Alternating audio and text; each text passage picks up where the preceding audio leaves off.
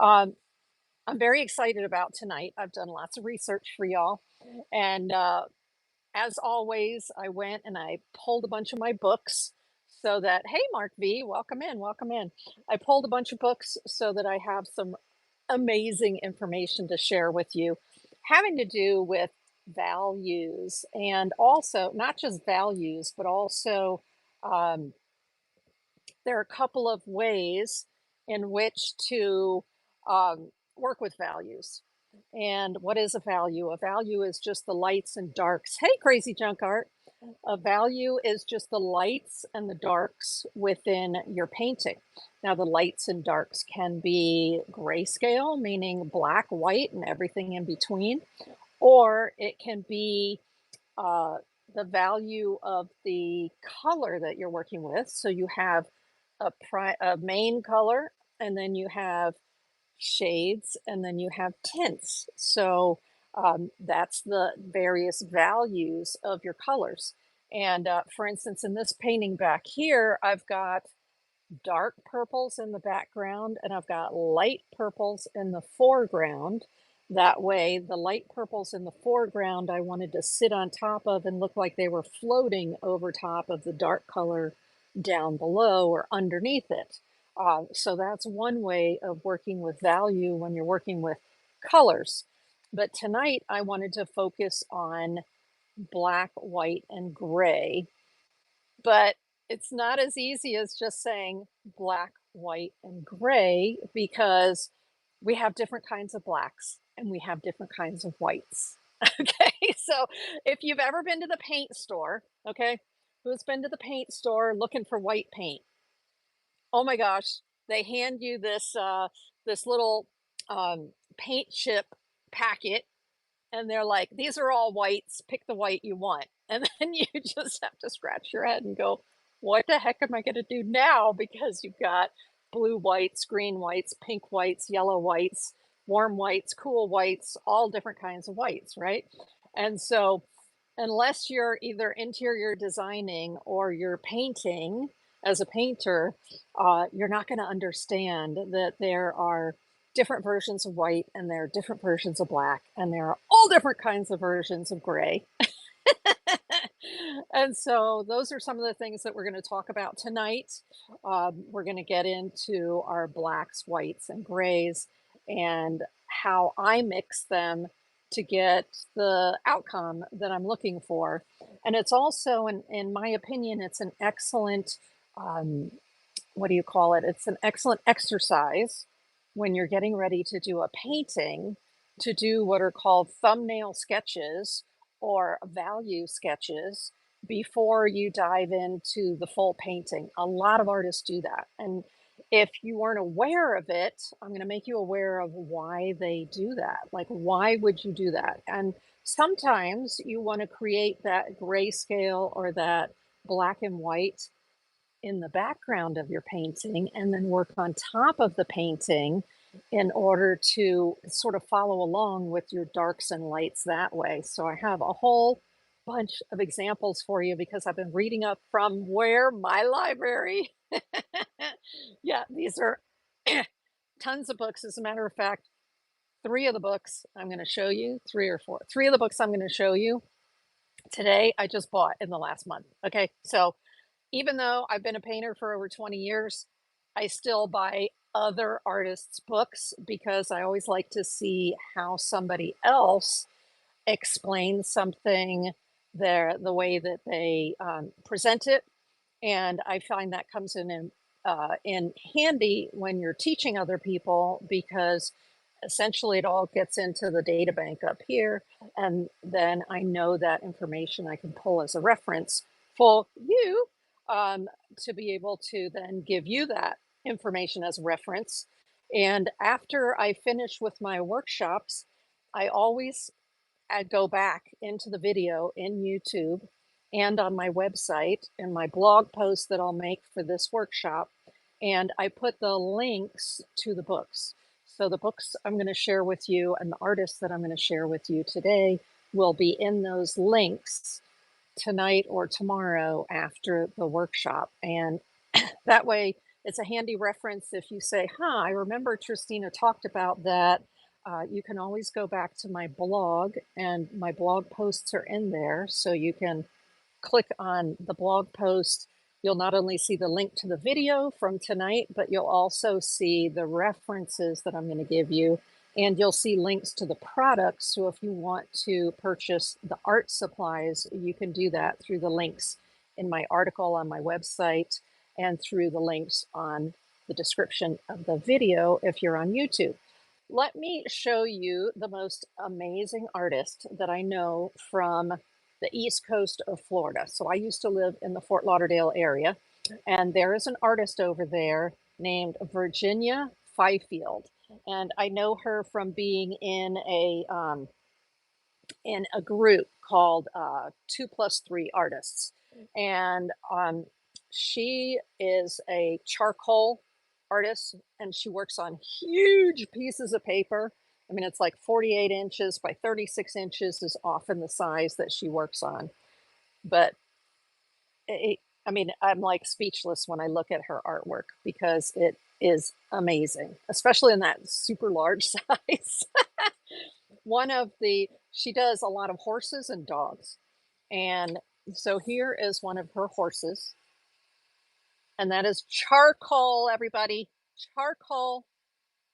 Look at the mastery of the darks and lights on that and the grays. Wow, right? Crazy junk art. The mastery. She is just, woo, amazing, amazing, amazing. To stand in front of her large scale framed artworks, it just totally blows your mind.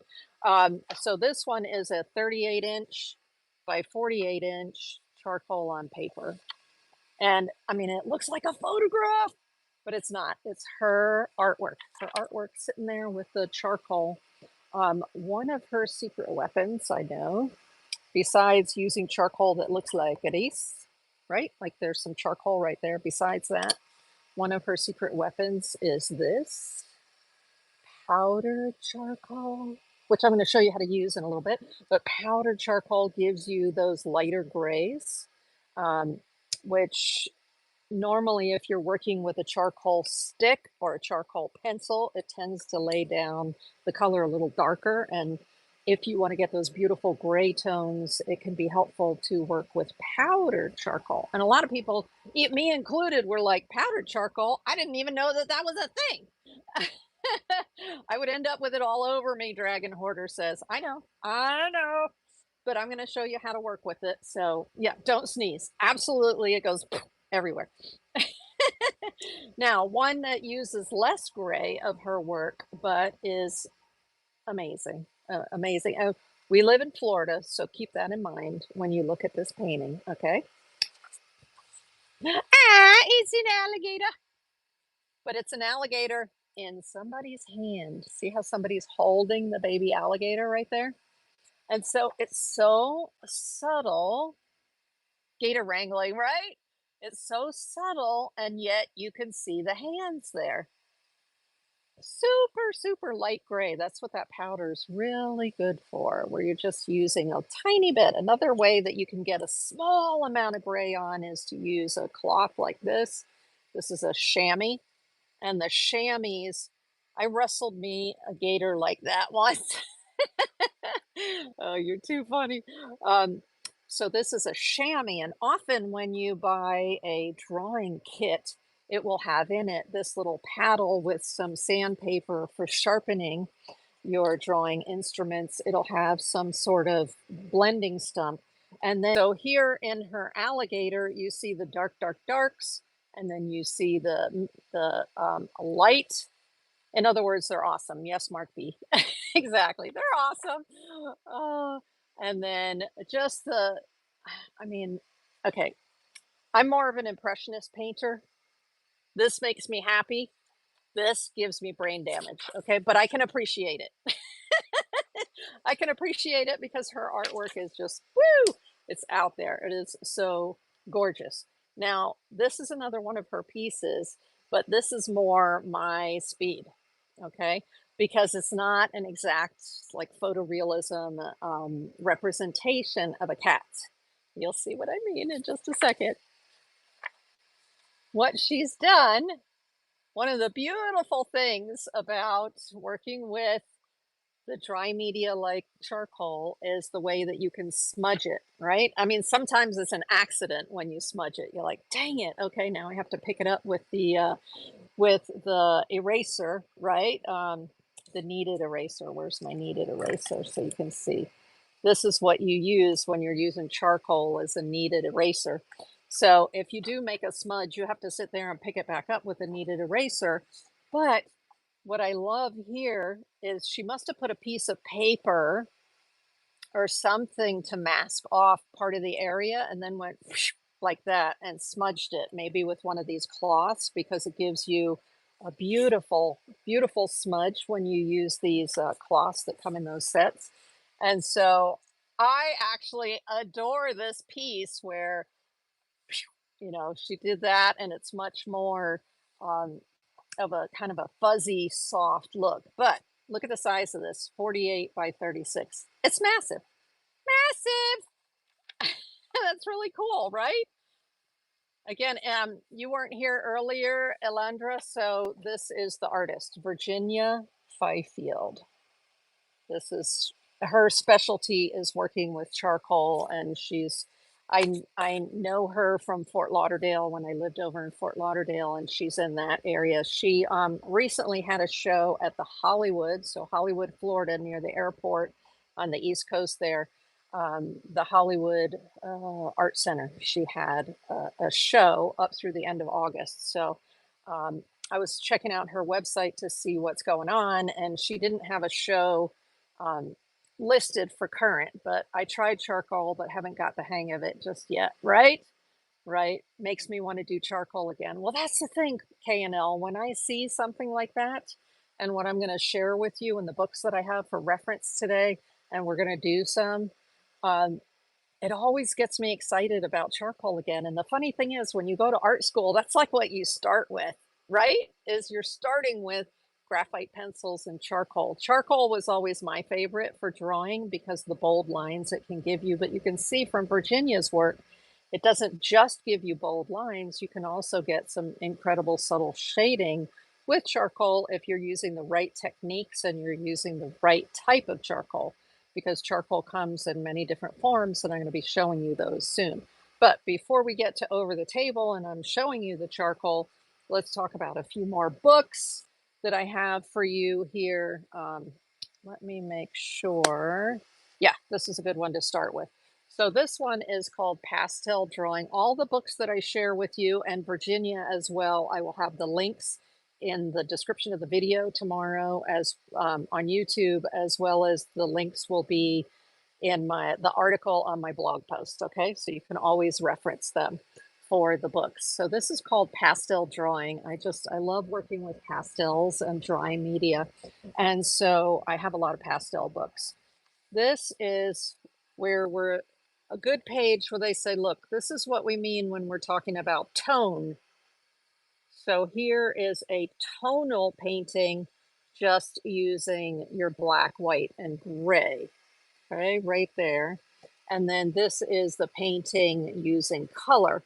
But often it's a good idea to take your image that you're working from, or your site if you're actually on site, and parse it down or break that view down so that um, if you do a grayscale or you do a black and white of that view, does it have enough interest in it? That's what you're looking for, because you don't always want to paint an entire landscape. You just want to pick out a part of that landscape that's exciting, or that will be exciting when you render it into a painting. Okay.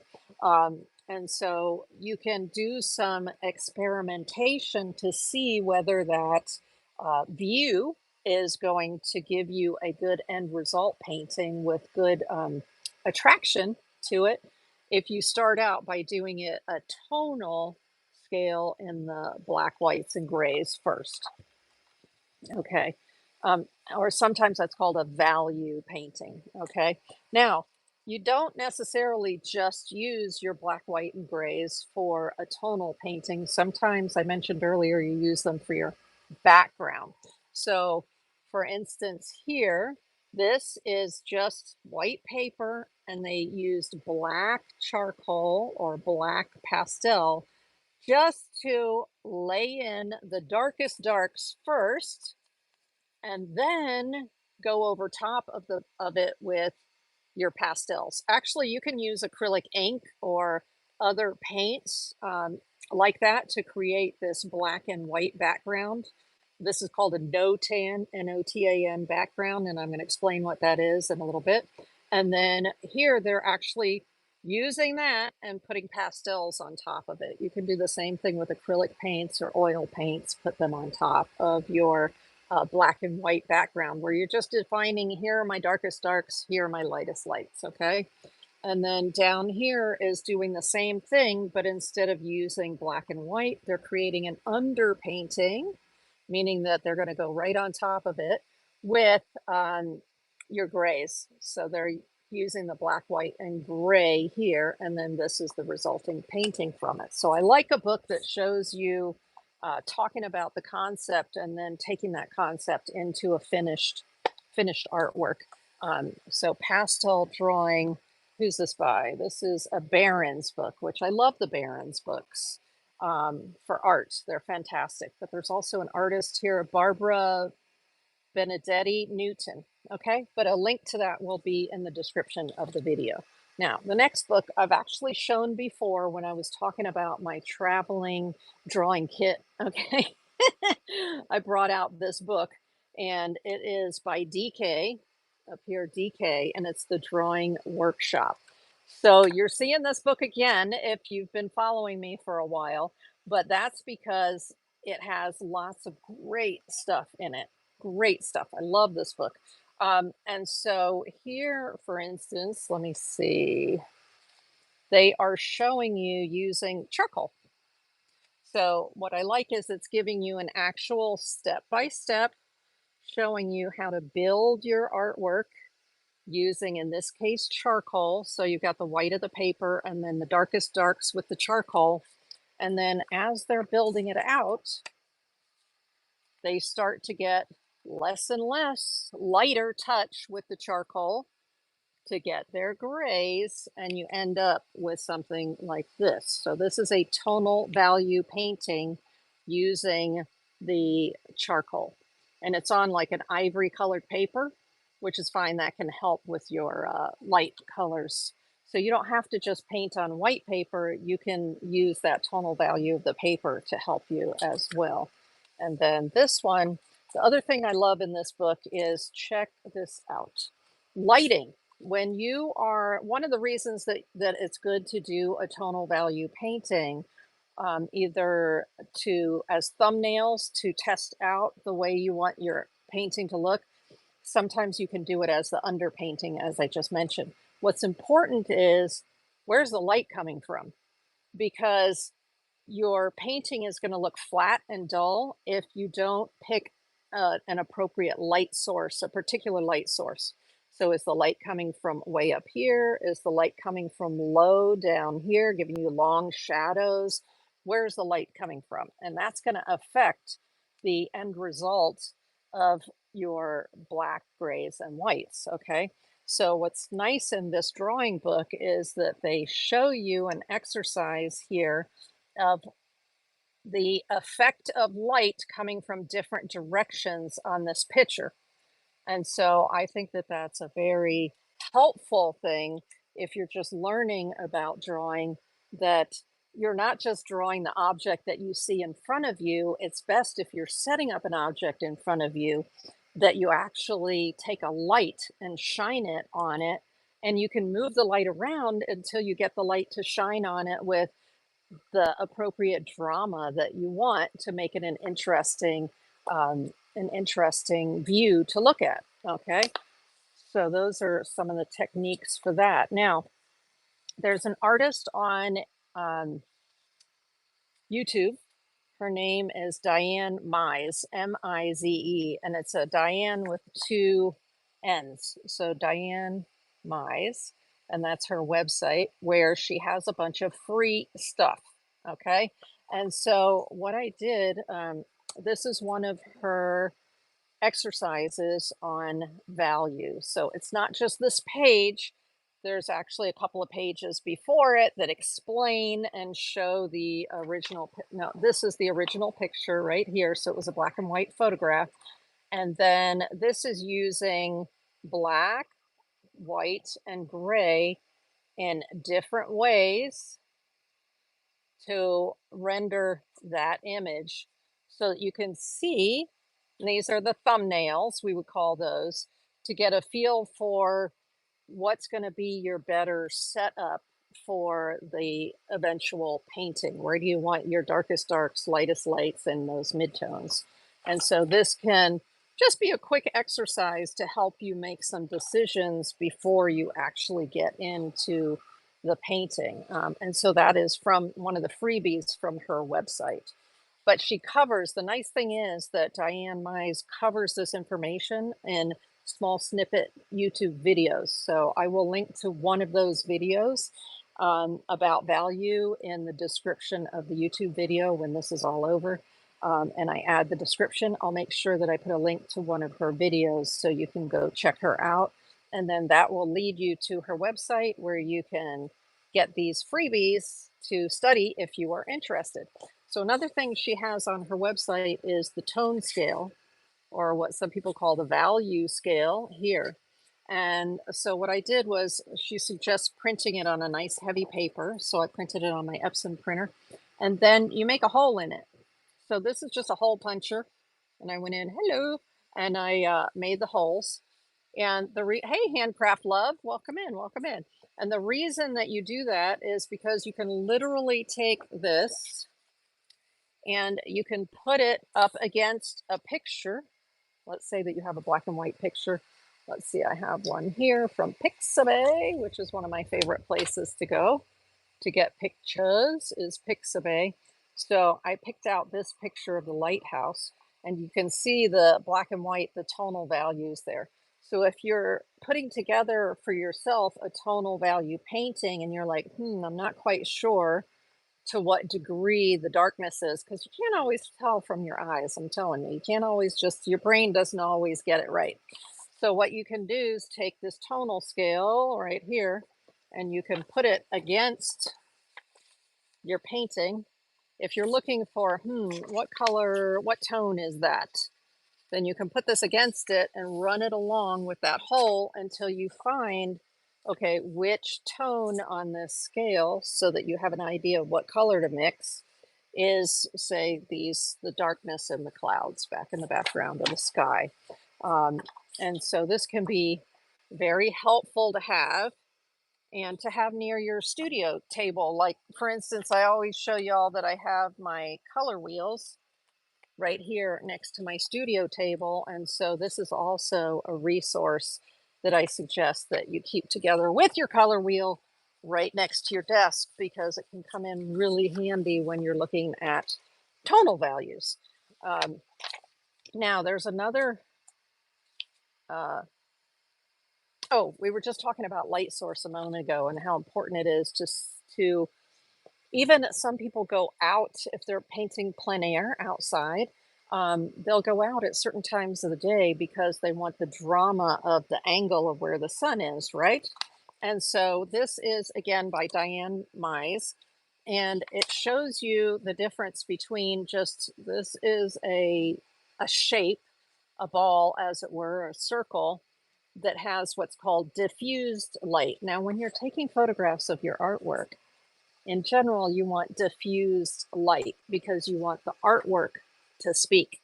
Okay, you don't want a glare from any direction when you're photographing your pieces of art. So you want diffused light when you're photographing your art. But when you're drawing or painting something, you want excitement. And so the excitement is going to come from a strong light source. So for instance, again, this is something that you can print off of Dianne Mize's website, and for free. And so this right here, you see a strong light source here, some transitional gray areas, the darker gray areas, and then the shadow area. Okay, so that is when I'm when I was learning how to do painting or drawing, I mean, you're doing the squares, the cones, and the balls. Okay, that's what you're working on. So if you're new to working with charcoal or graphite, that is my suggestion as well. Start with your balls, your cones, and your squares. And often you'll find in a teaching studio, they literally have the cones, the balls, the squares. Actually, somewhere in storage, I have plain white plaster, but like the head and shoulders, busts. Um, like back in the whatever 1600s type style to set down as a still life, put a light source on it, and then draw it. And that way you can study this highest, brightest brights, midtones, darkest darks. Okay. So that's often what you see when you go to an art studio where it's a teaching studio, like I used to have. Now I teach online. Now, Dianne Mize, that I was just talking about, also has this special scale she calls a NOTAN scale, NOTAN. And I'll explain what that is in a minute.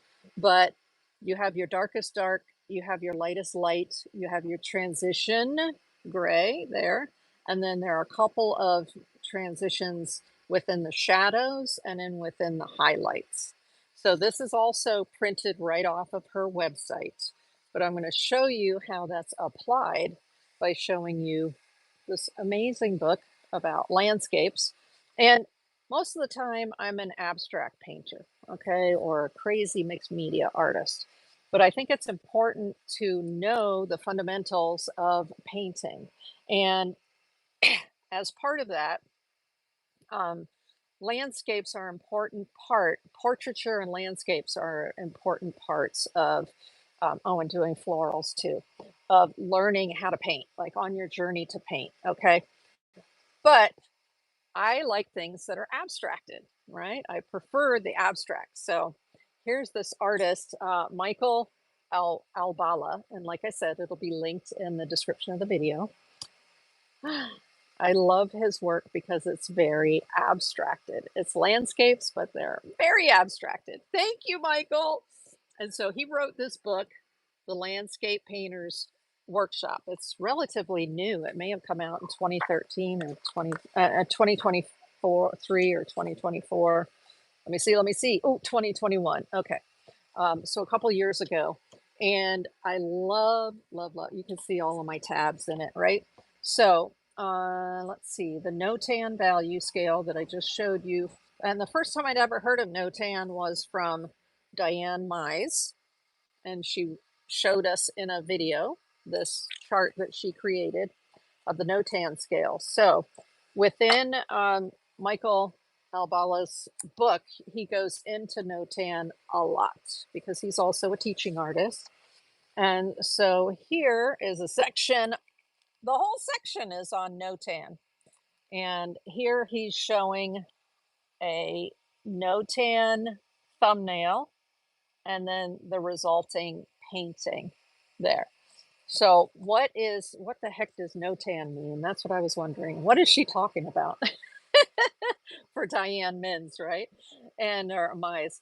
And NOTAN is actually a Japanese word and it translates into light dark balance. So I grew up in Asia and everything within art in Asia has to do with balance. So I learned very early on about just innately about balance within a painting, within anything, putting curios together, doing flower arranging, all that kind of stuff in Asia. It's very much about balance. So in this case, NOTAN is light dark balance, and a typical NOTAN landscape thumbnail is like this. So all you see is the light and the dark. That's it. And so the purpose of using that, only going after your paper, like your white paper with black or your black paper with white, is this composition of just the darks and the lights, is it in balance? Does it make sense? Do I need to shift or adjust up or down the horizon? Or maybe I need to shift left or right, or maybe I need to zoom in, or maybe I need to zoom out to get a more pleasing look when all you're considering is the black and the white. Okay, so that's that drama between the two. Here's another one where he has a photograph here with some trees and a mountain in the background. And then there is the NOTAN. All it is black and white. Now, he also shows that, yes, you can do the same concept of NOTAN with more than the one black together with your white. So as Dianne Mize has here, she has the black, the white, the transition color right here. So these three are usually what you'll see in a thumbnail sketch. If it's not just the black and white, then you'll see with the three colors. So here in the book, he has an example of this landscape. Here it is just in NOTAN. So it looks pretty balanced. Like it, like it. Here it is with the three colors. So he added the gray. And then here it is with five colors. So he has variations of gray. So just by looking at this spread, I think you can get a feel for how helpful it can be to do that exercise before you actually move to color, because you want to be sure that your subject is going to be successful just from doing those grayscales. Okay, initially you want to be sure that it's in balance by doing just the black and white, and then you want to work that black and white with various levels of gray to be sure that you're going to have a successful ending painting. Now, of course, if you're just doing it for fun and you're not going to be selling your artwork, you can ignore everything that I'm saying. But if you want to really dive in and assure that your artworks are pleasing, that somebody's eye looks all around it, that you've got good composition, then these are concepts that I think are very good to start with. And that's why I highly, highly recommend this book, The Landscape Painter's Workbook, and it will be linked in the video. Here's another one where he's just working with a pen. So he's got his black and white there, a little bit of paint here. This is oil paint, and I'm not sure what paint that is. That might also be a marker. Now, an interesting thing is he says, see here where it says NOTAN apps. So you can take a photograph and then you can have it be just black and white and grayscale here. So you can absolutely do that with um, any of your programs. And I do that using Canva, which is a program that I use, canva.com, and it will be linked in the description of the video. But that's sort of the photo manipulator, and I make my brochures and I do my thumbnails and all that stuff with them. But they will let you take your picture and convert it into a black and white. Or a grayscale. And let me show you one that I did that with. So I went to Pixabay. I showed you earlier. That's my favorite place to go to get royalty-free imagery is pixabay.com. But I printed this out because I wanted you to notice that this is one of the pictures that I pulled out to work with for this show. But you see all these pictures down here. What I want you to be careful of, whether you're on Pixabay, Unsplash, Morguefile, there are a whole bunch of places you can get royalty-free imagery. What you have to be careful of is that on those sites, they sell memberships to iStock Photos or Adobe Photos. And so you want to be aware of that, and you do not want to print off and use for commercial use any of the photos that are from iStock or the ones that you actually have to pay for, to pay to use. Okay, so the images that are down here were part of an ad, so it actually said sponsored images iStock. and then 20% off using the Pixabay coupon. So if you did want to find imagery on iStock and pay for the rights to use it for something, you can absolutely do that. And I recommend, if you're interested in doing that, that you go through Pixabay and they'll give you a 20% off coupon for when you pop over to iStock. Okay, that's a good way to get a discount. But I use the free photos that I find on Pixabay most of the time. And so this was a free black and white photo. Let me show you what I did with that, and then I'll show you the one that I converted from color. So this is the picture I just showed you that I downloaded, and I will have this image in the article, so you'll be able to download this image yourself from the article tomorrow, okay, on my website. But what I did was, in order to make it more interesting, is I pulled up on the lighthouse. And so this is actually the picture that I've been working with, not this one, because to me, there's not enough interest with all of this foreground here. That it's interesting for a black and white photograph, but it's not interesting for a painting. And that's where going and cropping it. So for the painting, it's much better to work with the cropped image that has the black, white, and gray here. Um, much better, much more drama you can get with it, all of that. So I actually show this picture on my article on my website. It'll be live tomorrow. I started the article already, but you'll be able to just click on it. If you right click, if you're, I don't know what you do if you're on a Mac, okay? I'm on a PC. So if I right click it, I can say open in a new window, and then I can download it to my computer. But then I also put a link to this photo right here, the full photo, in the article for you, okay? So another picture that I got from Pixabay to be able to show you, here's what it was when it came from Pixabay, is this beautiful bird right here with the color and all the drama in the background, right? Can you imagine, like, the black of the charcoal would look amazing. But I wanted to make it black and white. So using Canva, I was able to change it to a black and white picture.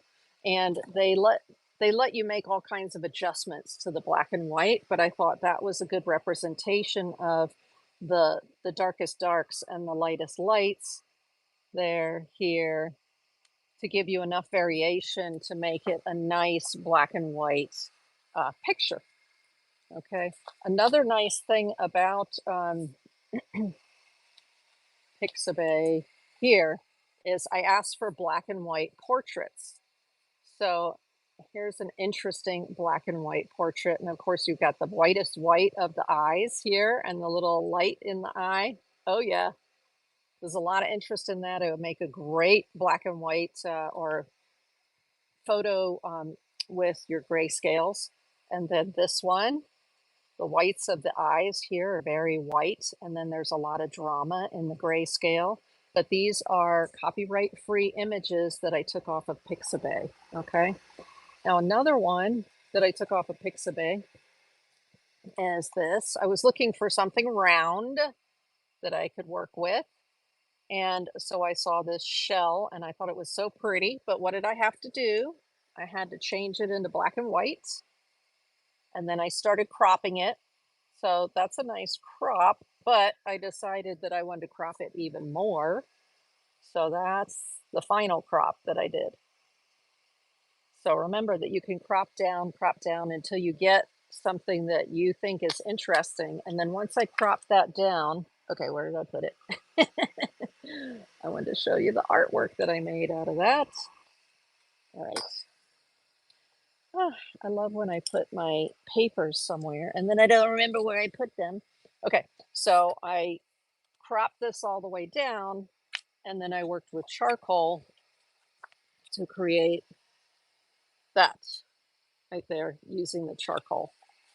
Okay, and this is I love this paper because it's hemp, which grows very fast, and it's a combination hemp paper and cotton paper. So it's like, oh, fantastic for doing finished artwork. All right. If you want me to include that pearl picture that came off of Pixabay, but I'll be happy to include that in my article too. If you want me to do a download of that, y'all just let me know. Otherwise, definitely go to Pixabay, black and white photos, tons of beautiful ones. Just don't get caught. Don't get caught with the iStock photos, okay? You want to work with the ones that are actually from Pixabay. All right, let me see. Now, besides Pixabay, another source that I use is called Morguefile. And they also have a discount. It's a 15% discount for iStock, but it's Morgue, M-O-R, here, M-O-R-G-U-E, file.com. And so this is a nice black and white that I pulled off of Morguefile. And I like it because of the darkest darks. It's very dark here, and then very light here. And this really interesting gray of the trees in the background right there. So I thought, ooh, that would make a beautiful, beautiful drawing right there. But those are the types of things that I'm searching for all the time as reference material. A lot of reference materials from photographs that I take, but hey, there's billions of pictures out there. So let me show you the last book that I want to show you, and then we'll go over the table, is How to Paint Loosely. Okay, loose and bold. Hey, Gabriel Lee Arts, welcome in, welcome in. Oh, look at that. Over on YouTube, I have some folks that are from South Korea. Welcome in. I lived in Seoul, Korea for 3 years in the 1970s. That's how old I am. Before the subway. There was no subway in Seoul, Korea when I lived there, but I loved it. Love, love, love it. Oh, okay. So, how to paint fast, loose, and bold.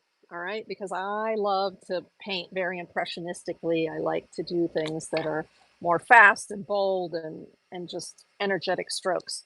So, what I wanted to show you in this book was, first of all, what I like is in the toward the back of the book, all of her projects in the back of the book. She includes a value sketch. What? Isn't that cool? So she gives you the value sketch. She shows you how she set it up, does the value sketch, and then shows you how she actually goes through the steps of making the painting. But to me, this is invaluable, showing you the value sketch. That's just one of them. Then the next project here is a bowl of fruit. And what does she do? She gives you another value sketch. Now, what you're going to notice about this value sketch is the background is gray, but she did not paint it gray.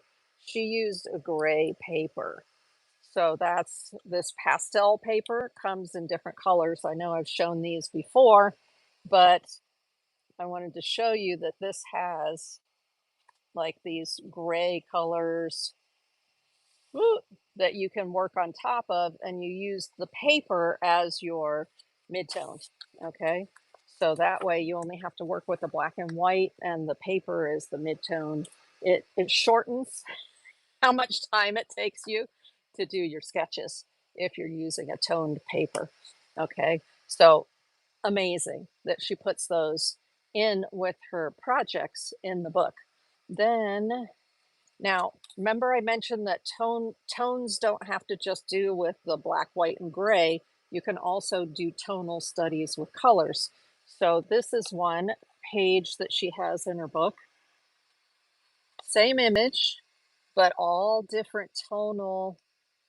She's testing out different color schemes to see which one she likes before she goes and does the full whack there. Before she does the full painting, she just does a quickie sketch to see what tones she likes together.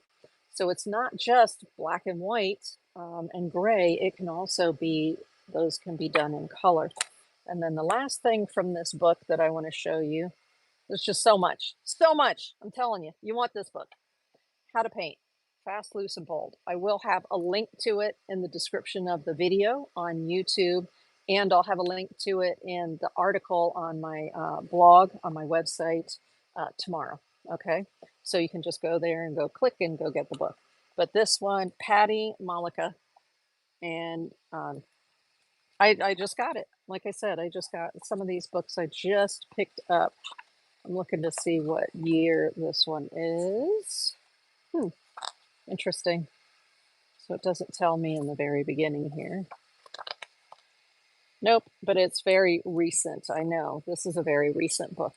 Um, what I like that she tells you in here is when you're painting with colors, sometimes you want black or you want gray in order to convey something. Maybe it's a dark area of your landscape or your still life. And it really can be better when you're working on a color painting if you mix those grays and blacks from other colors instead of just grabbing a tube of black. There's a place for a tube of black, and I'm going to show you that when we go over the table. However, I do want you to know that if you're actually in the middle of creating a painting or you want to create a painting, you can create more dramatic grays and blacks by mixing colors. So she has a page in here that shows different combinations of colors that give you black and then what they look like if you add some white to it to get a gray. And so it's fascinating what you can get when you mix together colors. Like, for instance, ultramarine blue and burnt sienna will give you a black, and it's like a mid-tone neutral gray. Then you can use phthalo blue and burnt umber, and it'll give you a black. But you can adjust those colors to give you a warmer black or a cooler black. Crazy. So this is a piece done right out of the tube. So colors right out of the tube. And then this is a piece that she did where she was mixing her darker colors. So like this gray, she mixed it, and the shadows, she mixed it from the other colors that are in here. And that gives you a much more dynamic and much more exciting painting. So definitely mixing blacks and grays. Woo! So good. So good. I'm telling you, these books are awesome. That's why I have a huge library, y'all. I can't help it. I just cannot help it. I love books. I love the information they can give you. Just fantastic. Okay. So this is one of the pieces that I prepared for this workshop. So we're going to go over the top of the table now, and we're going to do two things. One is we're going to do some quickie work with charcoal. And then the next thing we're going to do is I have sketched this from that photograph that I showed you from Pixabay. And I sketched it onto watercolor paper. And we're going to do the tonal values, but a little bit differently than the one I just showed you.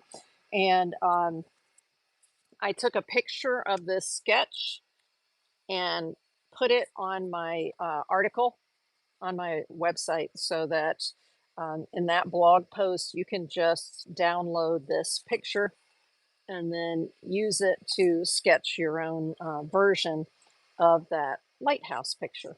Okay, so let me go ahead. We're going to go over top of the table. Right. So I was mentioning earlier about my website. So if you do want to go to my website, it's right here, dietzart.com. That's where you can go to the menu item that says supply links and get links to various supplies like the charcoal holders, the papers, all that kind of good stuff. And if you want to follow me on Instagram, it's at Dietzart. And if you want to follow me on Facebook, it's Tristina Dietzart. But on Facebook, what I do is I just take all my posts from Instagram and I post them over to Facebook. So, and if you're on Whatnot and you want to join me on YouTube, it's Tristina Dietzhelms Artist. Or if you just type in Tristina and Artist, you'll find me on YouTube. All right. And if you're on YouTube and you want to pop over to Whatnot, I'm Tristina's Attic on Whatnot. All right. Woohoo! Let's take a look real quick at, let's see, same LOL. So let's go back to this beautiful hemp sketch paper. Oh my gosh, this is by a company called Hanamola. Okay, I think they're in Germany, but I'm not sure exactly. Does it say on here? I don't think it says on here. Ah, Halamula Fine Art GmbH, which means they're German. Yes, phenomenal papers. They have this hemp sketch, which is hemp and cotton, and then they have another one for watercolor that's agave sketch, which is from the agave plant along with cotton. And this is 60% hemp fiber, 40% cotton. So hemp is just so quick and easy to grow. They also have bamboo paper, which is like gorgeous as well. So this hemp sketch paper, oh, it is just so beautiful for doing pastels and other dry media. That's what I did this pearl picture on. So let's take that out of there. I already, by the way, sprayed this with fixative. If you're like, what are you doing? Um, so this is my favorite fixative. I use it for all of my dry media and heck, even for oil pastels. It is the Degas fixative from Spectrafix. So that's it's casein based, which is a cow milk derivative. And what I like about it is you see how it's a pump and not an aerosol. So you can use this in your studio. You don't have to take it outside, which is awesome. If I want to do a quick spray down and then keep going, and it only takes about 5 minutes to dry. It's amazing, and that's what I've used for my pastels and my charcoal ever since I've discovered it years ago in a Blick store. So here is this beautiful, oh, just gorgeous paper. Okay, so this is cool because it is a compressed charcoal, and there's a white, a gray, and a black in there. So I love this set. They're very inexpensive and perfect for doing value studies, like with a set like that. Another way that you can get charcoal I mentioned earlier is in stick form. So this is a willow charcoal stick, and I like to put it in a holder so that I don't get my hands too dirty. I mean, when I'm working with charcoal or these kind of stick, you're going to get dirty. Okay, it's just the way it is. You're going to get dirty unless you use charcoal pencils. So these are actually Artist Loft charcoal pencils, and they're nice because the whole thing is charcoal. There's just a little bit of lacquer on the outside of it, so you get quite a bit of use out of these. I store them in the little plastic that they came in to help protect them. But there's a medium, a soft, and a hard. And so I like that because if you want a light gray, like I was showing you with Virginia Fifield, you just use the hard one and you barely put it on the paper. Let's do it. Let's do it. So, and I'm not holding it like a pencil.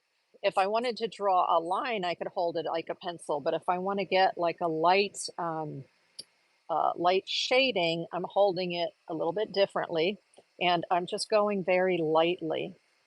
So I'm going to bring it up close, so don't worry if you don't see it. So I can show you that was using it like a pencil, the one at the top, and then this, which is barely there gray, is just lightly on the side running it over the surface of the paper. And that's because that's the hard one. Now, if I go to the soft one, just so you can see the difference. So here's the soft one where I draw a line. Wow, that's a very dark line right there. And if I'm holding it again on its side and I'm just barely touching the paper, you're going to notice that it is much darker because it's softer. Okay. So there is a place for the hard, medium, and soft, depending on how much you want to deposit. So going back to Virginia Fifield, if you weren't here earlier, she's an artist that I know from the Fort Lauderdale area, and she's amazing. And so if you look at this horse painting, this is all charcoal that she did. And if you see those light gray areas, then she's using a harder charcoal or she's using a powdered charcoal to get the light areas. Plus, if you use one of these cloths that comes in a set, usually you'll get a set that'll have a cloth like this, a blending stump, and it'll have a sharpener paddle like this. So you can get those in sets, and I actually have a link to one of those sets on my website under supply links. Then if you use this cloth, and you can see I've already been using it, and you wipe over it, that helps you to also get those grays. So just if you want a subtle gray. Now, I mentioned earlier that you can use charcoal powder because people are probably like, why the heck would you ever want charcoal powder? And I remember using charcoal powder in college. Exactly. Well, see how Virginia has brought it to an incredible, incredible art form right there, right? That's all charcoal. So how do you get some of these light gray areas? I'm telling you, this stuff is magic. And you do want to be, as K&L Resale said earlier, don't sneeze around this stuff. Okay. And some people have to wear a mask when they're working with it because, it depends on if I had a fan going or something, I would definitely do that. But what I like to do is this is a makeup sponge. So I pick it up. Well, usually I'll do this. Let me just show you the thing that I do. So I take it with the lid on, turn it upside down, turn it back, open it carefully. See, right now there's a whole bunch of stuff coming out of there. You get residue in here. And then I pick up the residue from here because it's a lot less than if I tried to pull it directly from there. Or you can just take a little bit of it and put it out into like a little plate and then pick it up from the plate like that. You'll get a similar effect. And so I'll use the makeup sponge and then, wow, this is phenomenal. Phenomenal. I love that. So you see there? And then if I wanted it to be a little lighter gray, so that's like a kind of a mid-tone gray. If I want it to be a lighter gray, what do? I take my little cloth here and then I go over it. And y'all, it's like magic. Magic. So if you want your super light grays, there you go. It's a light gray. What? That's why I'm saying the powder has its place. Now, there's a little bit of powder on here. What do I do to pick that up? First of all, let's close this so we don't get it everywhere. Which is, been known to happen. Oh, by the way, there's also powdered graphite.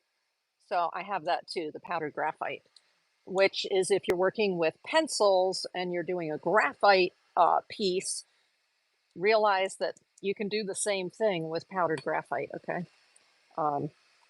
Of course, the powdered charcoal can help give you darker. Oh, you can also put water in with charcoal and turn it into kind of a grainy watercolor, which is amazing. Okay, so this is the Faber-Castell Artist Desktop Vacuum Pen. So whenever I'm working with dry materials, I have this out. And if there's any little bits, like right now, I've got some bits here from that, then what I can do is turn this on and just put it over top of those bits. Because usually, especially on a painting, you don't want to wipe it because then you're going to end up with streaks, right? So I just take this and I lift those up, and that helps to pick up those little bits. Oh my gosh, it's the best. This is my studio friend, one of my best studio friends right here. The Faber-Castell mini desktop vacuum, and it's battery operated. All right, and then you just turn it off. And then to clean it, you just twist it and everything collects on the inside. You just empty it and put your lid back on. Oops, there we go. So inside here, there are little bits all over the place. I can just dump that out. Oh, of course, dropped it. And then we'll just put it back together. There we are. Ah, love this. Love, love, love it. If I'm working with dry media like this, it's a must-have. Must-have. Okay, let's see. See, when I run this over it, it just gets lighter and lighter. Fantastic. So that's where you can get those subtle grays, is using that powdered charcoal. Much more so, see, a much more diffused if you're using powdered charcoal than if you're using a charcoal pencil of some sort. Even if I use stick charcoal, so this is the stick charcoal that I have in here to try to not get my hands so dirty. Um, Even if I go lightly with this, you're still going to end up with some leftover marks from where you put it on. So it just depends on what you're trying to do. See there again, you have a very subtle gray, but underneath there, there's still those little lines. That's why you might want to use powdered charcoal instead. Okay, just wanted you to be aware that it's a thing. All right, so now let me go to these three right here, which are my black, gray, and white. So let me get a picture that we can work from. Let me take this barn, which is like crazy. I love this barn picture off a morgue file. That's why I look at different resources for imagery, because you just never know. Morgue file, this one's awesome. So we're just going to do a little sketchy sketch. We don't have to do anything too terribly fancy. Let me move the water out of the way, but not falling off the table like I did earlier today. Okay, here we go. Here we go. So there's my image, and we're just going to use the gray scales here. And so I'm going to lay in, let's lay in some lines with the midtone. Okay, so that's the gray one. I love these blocks, even though they get all over your hands. There's just still something very visceral about painting with the blocks. So I'm just going to use this first to outline this building. So what I liked about it, and what's interesting is your brain thinks this line over here is straight, but it's not. If you were to draw it like you drew when you were a kid, you might think that it goes straight back this way, horizontal, but it doesn't. It's actually at an angle. So be aware of that when you're looking at perspective. So I'm going to draw that here. And then, oops, like that. And then here's the roof. And then the roof comes down here. And there's the side of the building. And then this whole thing, there's perspective here. So if you look carefully at it, it goes like this, and its skin is smaller here than it is here. So since I put a line here, I'm going to bring the line in a little bit. So there's the perspective going on. And then, let's see, this actually goes along here like this.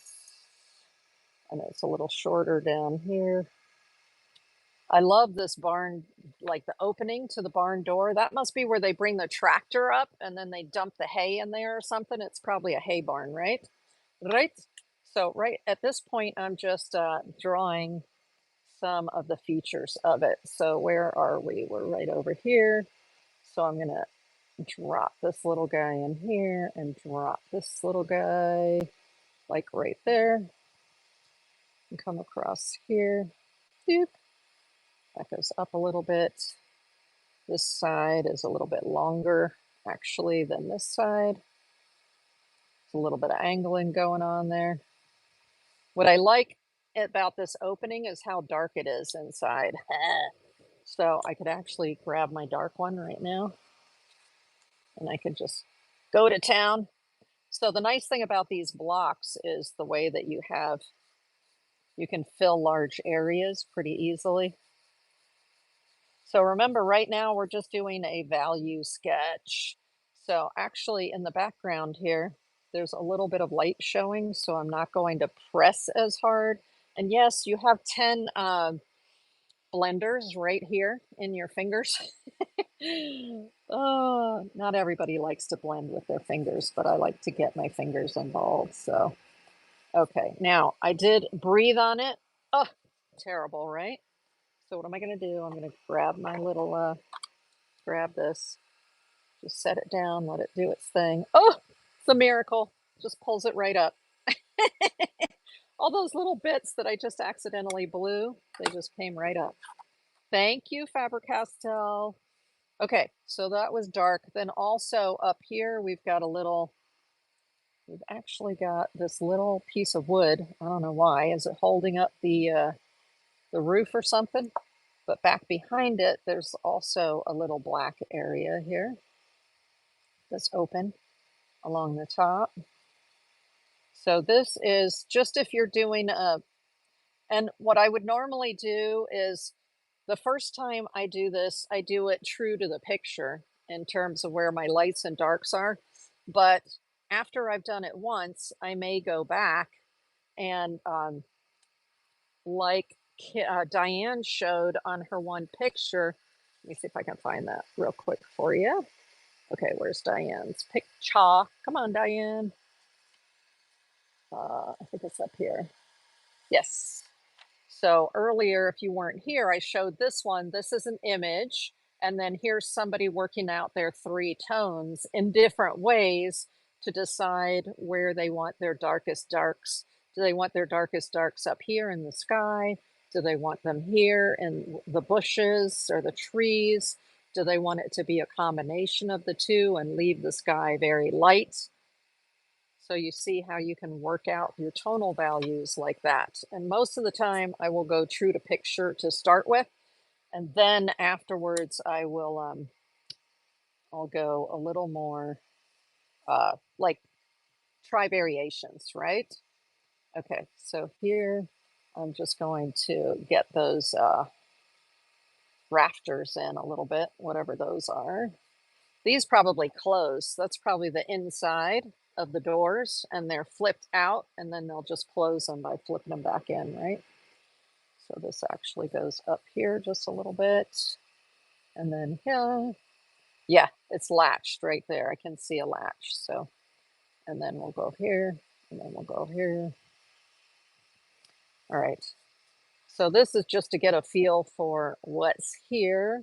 Now I might want to go in with some of the white like this. Now you'll notice, look at the shape of the white. You see how it's shaped like that? That's from me taking a big area like this and just covering a big area all at one time.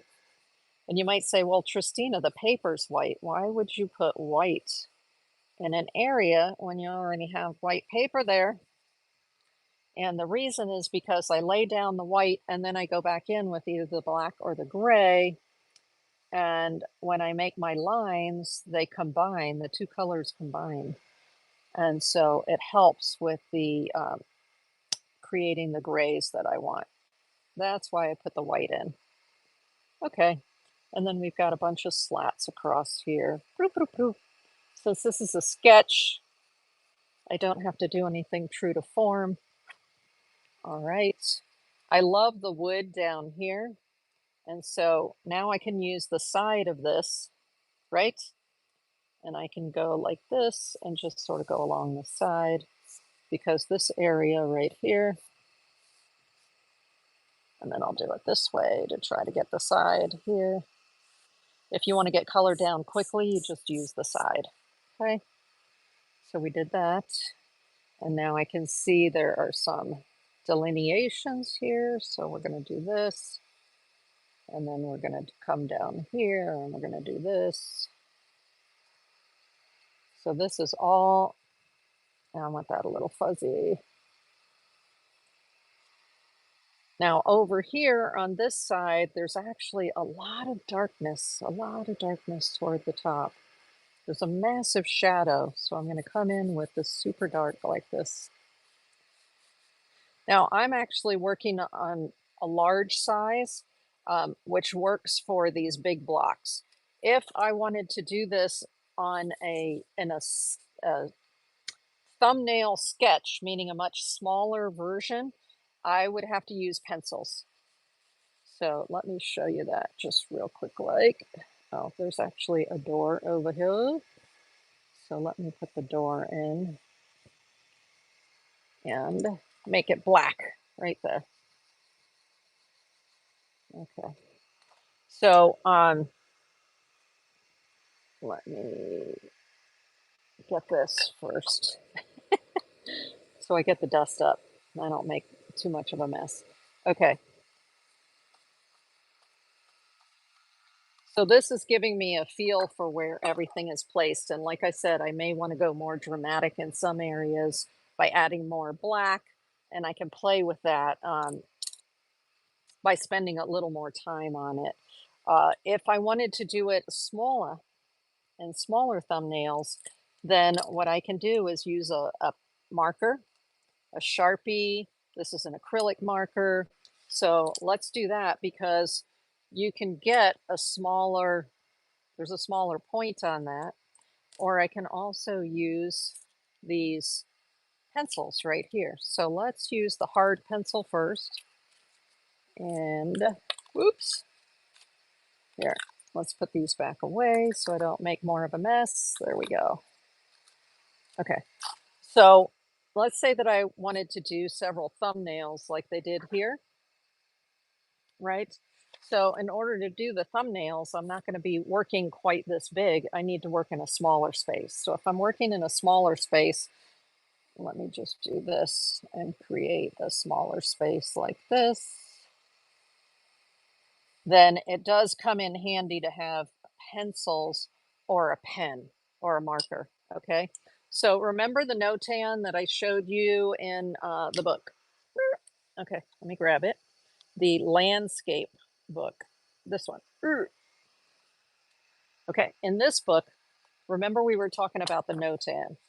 And the notan is the Japanese concept of light dark balance.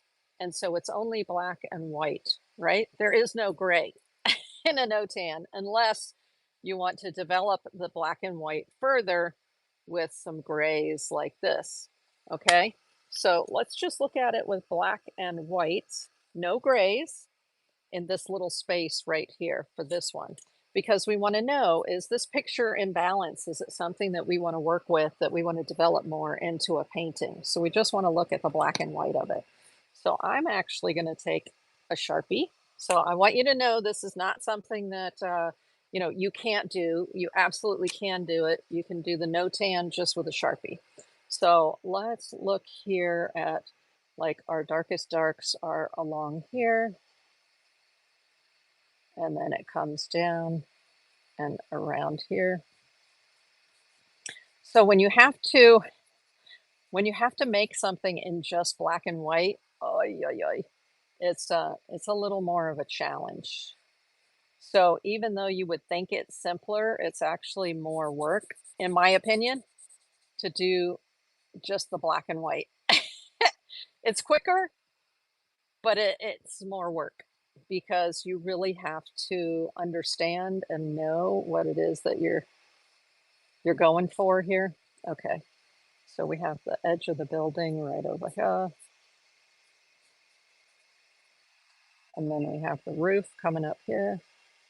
I didn't do a very good job of staying within the block, did I?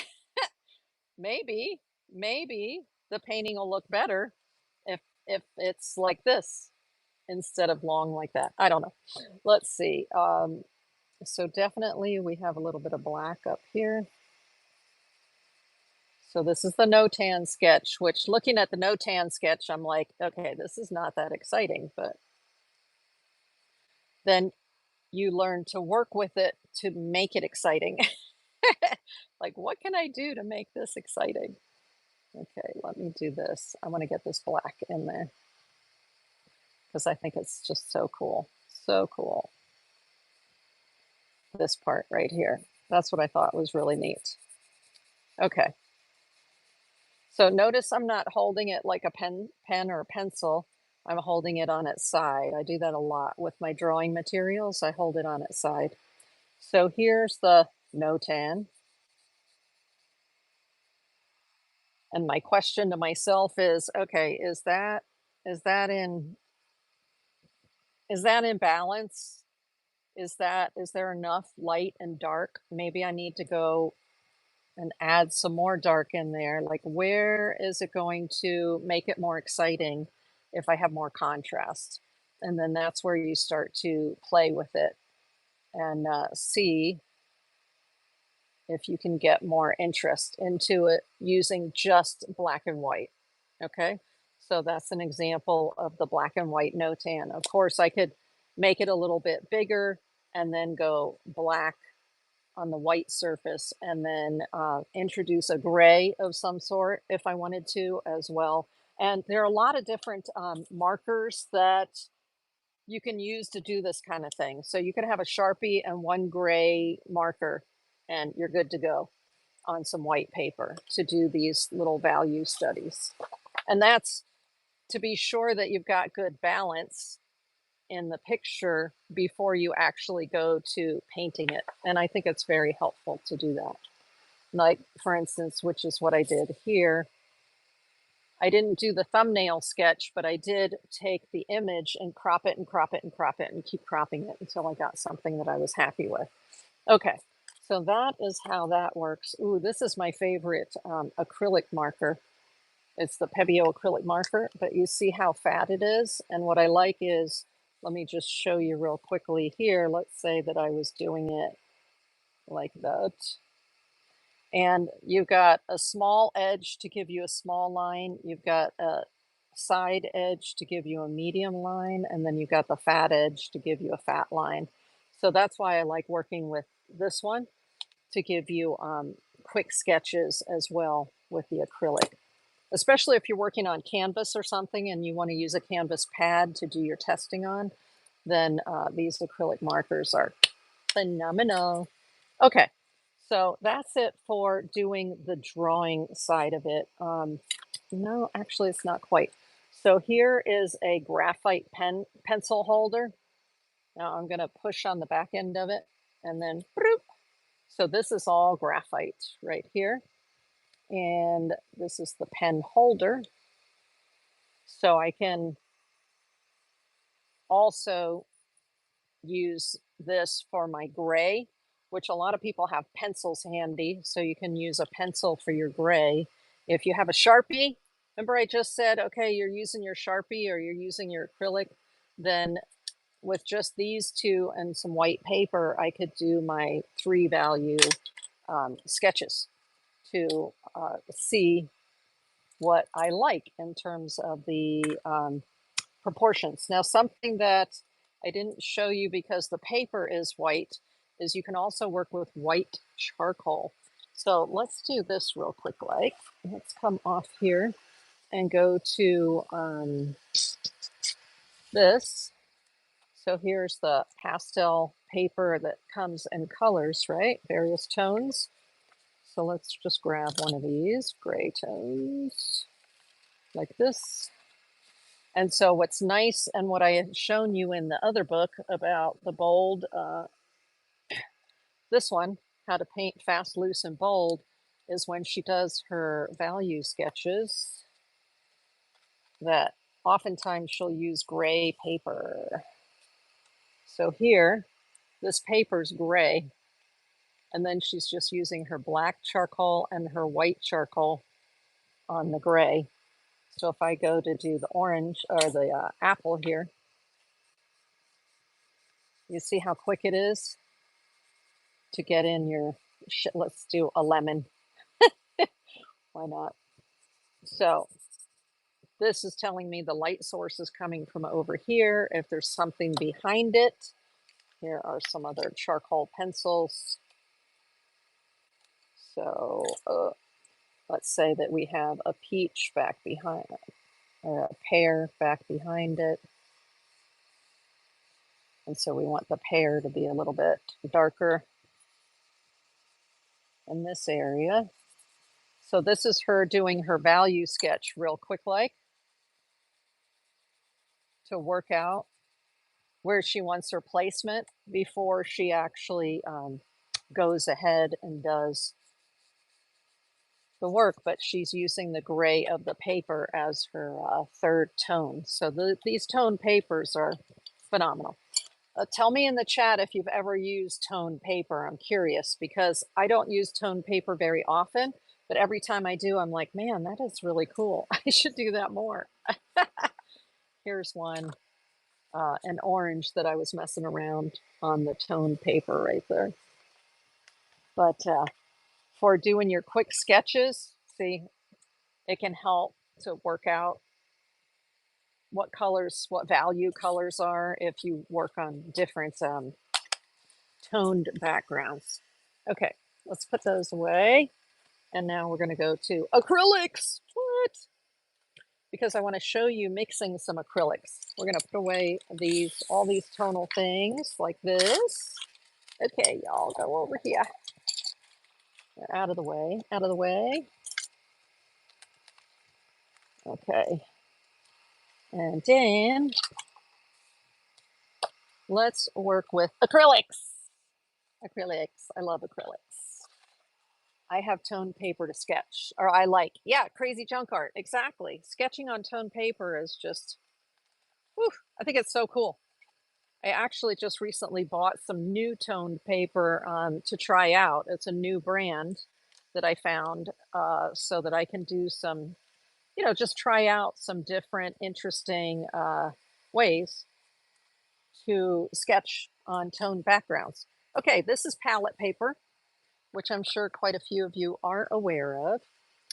Okay, so let's talk about acrylics and mixing acrylic black and white and gray. So there are two different types of, or Pebeo has two different types of black. Let me find the other one. Let's see, we've got the ivory black and we've got the Mars black. So let's see, Mars black, ivory black. So you might say, what the heck, y'all? You might wonder, what the heck? Why do we need more than one kind of black, please? Right? Black comes from many different sources. Sometimes it's just a mineral that they use for the pigment. Other times they actually char or burn things, kind of like, the, sorry, the charcoal. Like this charcoal, it's actually charcoal. It's burned stuff, like burned willow bark and stuff like that. Okay, so sometimes it comes from that.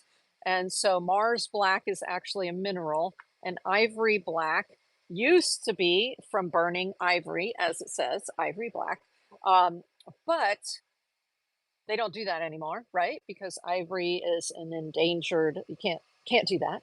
And so what they do instead, it says ivory black hue. So anytime it says hue, that means it's an imitation version, or they've made it up with chemicals instead of actually burning ivory. Okay, but it's going to have the properties of ivory black.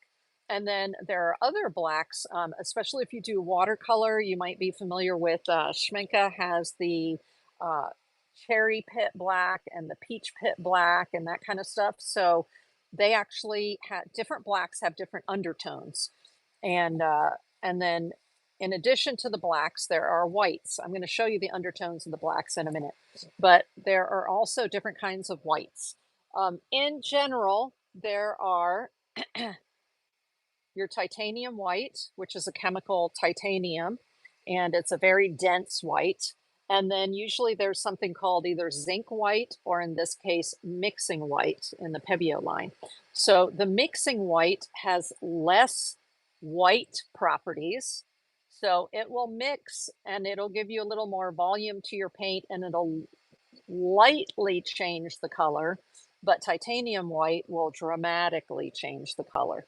Okay, so why the heck would you want to use a lightly tinting white instead of a titanium white? Well, especially when we're mixing grays. If you want grays that are on the darker end of the scale, so let me, where did I put the NOTAN scale? So we talked earlier about you've got your black, and then you've got your shadow colors here. And then you have your highlight and you have your lighter grays here. Zinc white is the same as mixing white. Yes, crazy junk art. Now, I'm not sure because I didn't look at the chemical composition. This says it's PW7. So for color nerds, you can look up what color code PW7 is. P means pigment, W means white, and then 7. And so you can look up that code. Actually, in my last article on my website, I think it was the last article, yes, I put a link to where you can go look up all these color codes and see what they're made of. So if you're inclined to look that up, you're welcome to. The titanium white is PW6, and then the mixing white is PW7. I'm gonna assume it's a zinc white because that's normally like in oil painting and stuff. You thought I was the color nerd? Well, I am kind of a color nerd, but I go ahead and I look it up since I love it. Um, okay, so on this NOTAN scale that we were talking about, um, the Mars black is going to give you cooler colors like this one right here. Okay. The ivory black is going to give you warmer colors like this one right here. So, what the heck does that mean? So, to people who are not familiar with color, you have colors that lean warm and you have colors that lean cool. And so that makes a difference when you're actually painting because if you have your foreground, you want warmer colors. And in the background, say if you're doing a landscape, you want cooler colors because as you go toward the background of a scene in a landscape, it gets a little fuzzier, it gets a little lighter, it gets a little cooler in the background. So that's where it's helpful to know the difference between cool colors and warm colors. So yes, within the black families, you've got warmer blacks and cooler blacks. So if I'm remembering correctly in the watercolors, the peach pit, no, yeah, the peach pit, I believe, tends more toward like a brownish undertone, so it's a warmer color, black. And then the cherry pit, I believe, runs a little more blue in the background, if I'm remembering correctly, which would mean that that was a cooler black. So yes, blacks can be warm or cold, even though to your eye, when you look at it like this, you're like, but it just looks black to me. How do you know that? Okay, the way that we determine that is by doing a pull down test. And this is true of any color. Well, there are two ways. One is the pull down test and one is the adding white test. Okay. So this one right here is the ivory black, and I'm going to put this for the pull down test and this for the white test. Okay.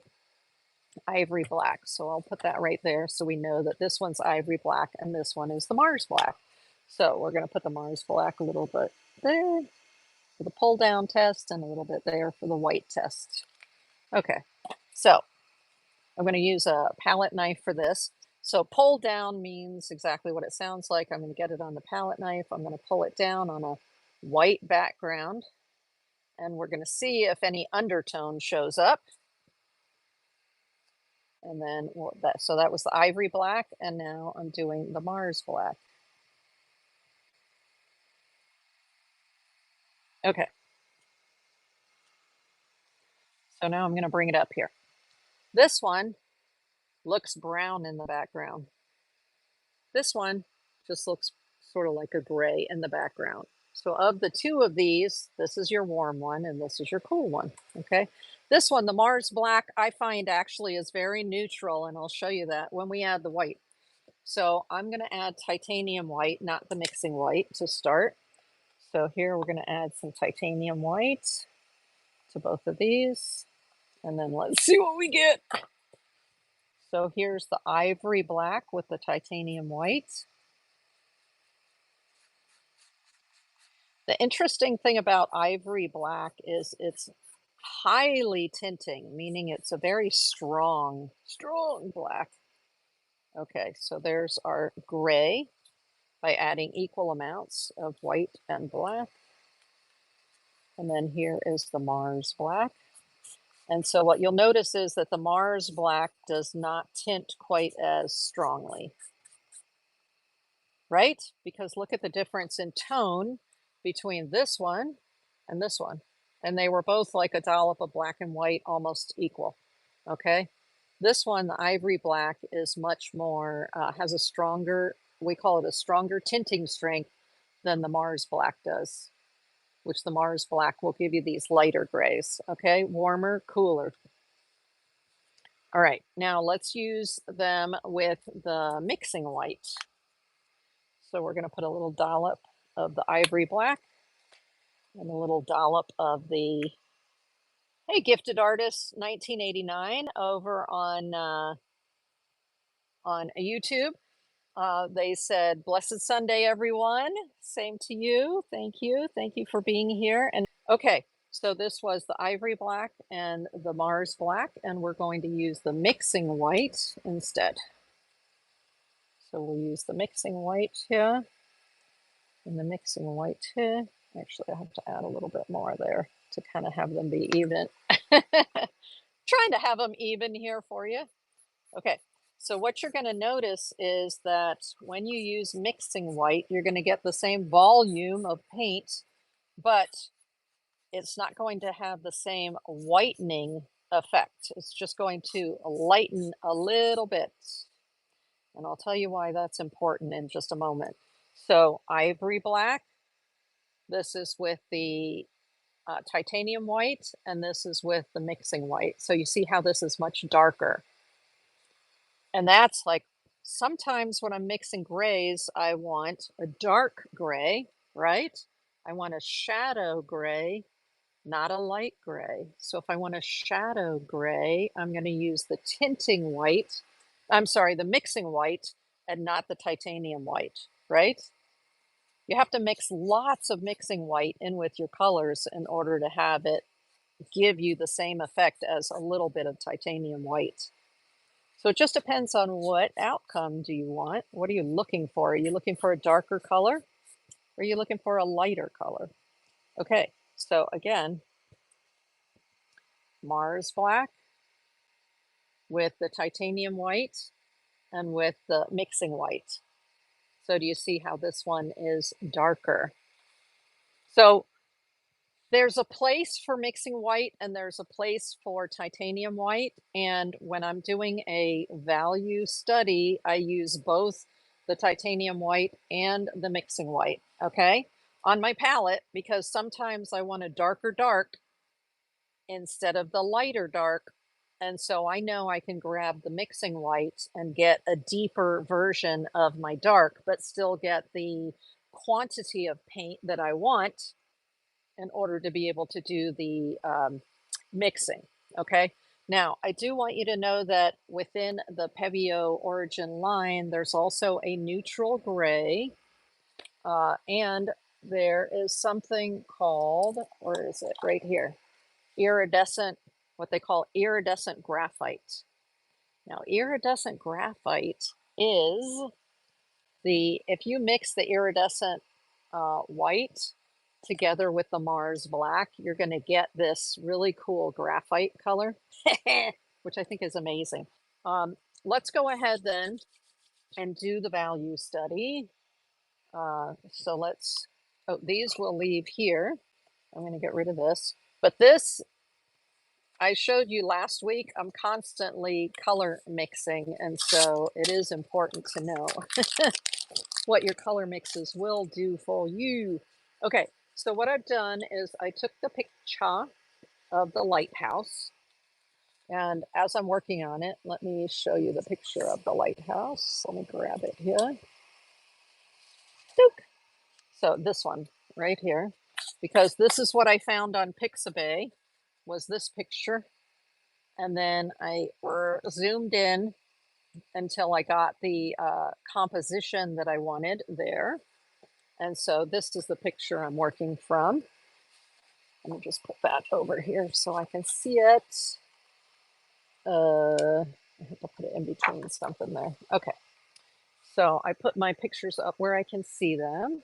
And then this was doing the value study, but using the Mars black. So you'll notice that the grays are very cool. They lean toward blue, okay? So that makes them a cool color. Now I want to do this exact same value study, but I want to use the ivory black. So I'm going to take the Mars black and put it to the side, and we're going to do the same thing, but we're going to do it using the Mars black instead. So this is how I did it. I took the image and I put it on a, this is watercolor paper, but I could have just as easily put it on a canvas. And I just did the overall outline. Normally I do the outline with a pencil, so I can just paint over top of it and it won't show through. But so that you could see it, I used one of these micron pens and I went over it so that you can see the image. And I'm going to use the palette paper to do the color mixing. So let me move these out of the way. And let's see, yes, okay, good. You can see it. I have my brushes off to the side here. So this is acrylic paints we're working with. And what I'm going to do is put out a bunch of the ivory black. And then I'm going to put the titanium white. So the titanium white there. And then the mixing white. Remember, I use the mixing white because that gives me the darker darks. The darker grays is what it gives me. Okay, so looking at my picture, normally what I do is I start with the darkest darks. So the darkest darks are here in the trees, the tree area. And there's a very dark, but not the darkest dark, but still a very dark area over here. So that's what we're going to start with, is the darker darks. And let me see, what brush do I want to use? I'm going to use a brush. This is called a filbert brush.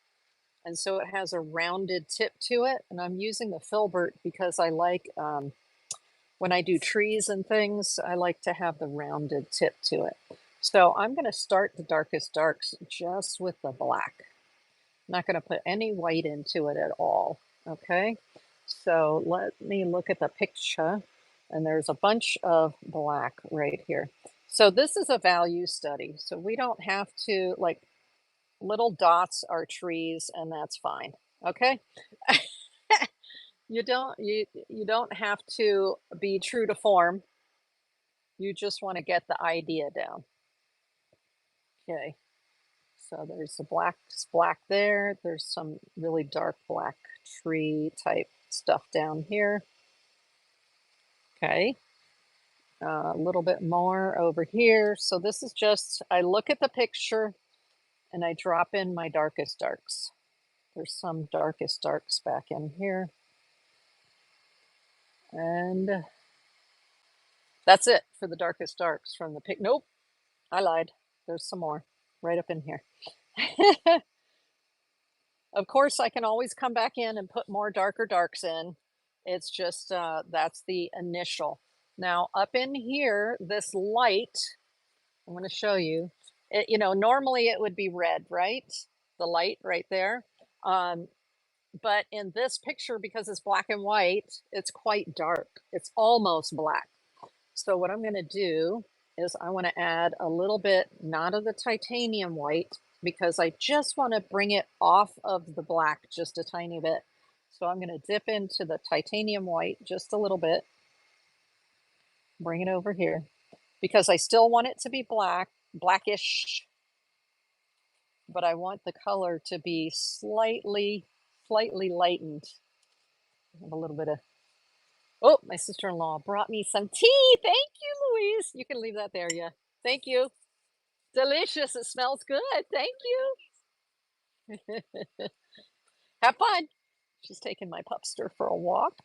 Okay, so what I've done is I've just a little bit lightened that up. Okay, so just a tiny bit by adding in the mixing white instead of titanium white.